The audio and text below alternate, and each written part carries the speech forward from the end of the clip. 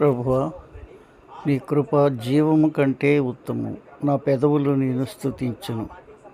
కీర్తనలు 63:3. ప్రియమైన దేవుని బిడ్డలారా, మన ప్రభువును రక్షకుడైన యేసుక్రీస్తు వారి శుభనామలో మీ అందరికి వందనాలు చెల్లిస్తూ ఉన్నాను. దేవుని కృప మన జీవము కంటే కూడా ఉత్తమమైనది కనుక ప్రతిరోజు మన పెదవులతో ప్రభువును మనము స్తుతించాలి, ప్రభువును ఘనపరచాలి, ప్రభువును మహింపరచాలి. కాబట్టి దేవుని బిడ్డలారా, దేవుడు అనుగ్రహించేది ఉత్తమమైనటువంటిదే దేవుడు మనకు అనుగ్రహిస్తూ ఉంటాడు. మన కోరికలను, మన యొక్క విజ్ఞాపనలను ఆలకించి మనకు ప్రతిఫలము, సమాధానము దయచేసేటువంటి దేవుడు ప్రభువైన యేసుక్రీస్తు వారు. కాబట్టి ఆయన కృప కొరకు మనం కనిపెట్టుకొని ఉండాలి.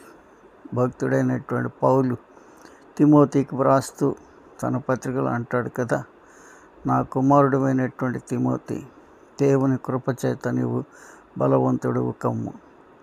అవును దేవుని బిడ్డలారా, దేవుని కృప చేత మనము బలంగా ఉండాలి, బలవంతులమై ఉండాలి, జీవము కలిగిన వారమై ఉండాలి. ఎప్పుడు అనుదినము ప్రభునామ స్మరణ చేస్తూ ఉండాలి, ప్రభువుని స్తుతిస్తూ ప్రభువుని ఘనపరుస్తూ ఉండాలి.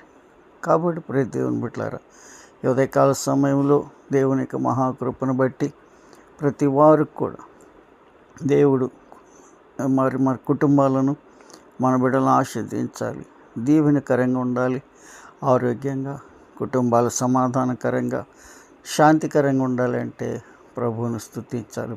దేవుని బిడ్డలారా, అందుగురించే భక్తుడు ప్రార్థన చేస్తున్నాడు, ప్రభువా, నీ కృప జీవము కంటే ఉత్తమం, నా పెదవులు నేను స్తుతించునని భక్తుడు ప్రభువును కొనియాడుతున్నాడు.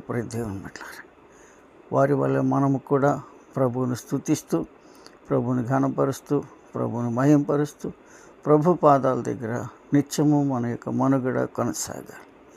మనం క్షేమంగా ఉండాలి, మన కుటుంబాలు క్షేమంగా ఉండాలి, మన బిడ్డలు క్షేమంగా ఉండాలి, మన ఆరోగ్యము, మన కష్టార్జితము ఫలించాలి. దుష్టుని చేతిలో పడకుండా క్షేమకరంగా, దీవెనకరంగా ఉండాలంటే ప్రభునామాన్ని స్తుతిస్తూ ఆయన జీవములో మనము కలిగి ఉండాలి. దేవుని బిడ్డలారా, అటువంటి కృప, అటువంటి జీవము, అటువంటి ఉత్తమమైనటువంటి ఆశీర్వాదము ఉదయకాల సమయంలో దేవుడు మనకు, మన కుటుంబాలకు సమృద్ధిగా అనుగ్రహించి ఆయన మహిమపరిచి దీవించి ఆయన రెక్కల కింద భద్రపరచగాక. అలాగుండటకు దేవుని కృపా సన్నిధి, సమాధానం తోడుగా ఉండాలి. ఆమేన్. ప్రార్థన చేద్దాం.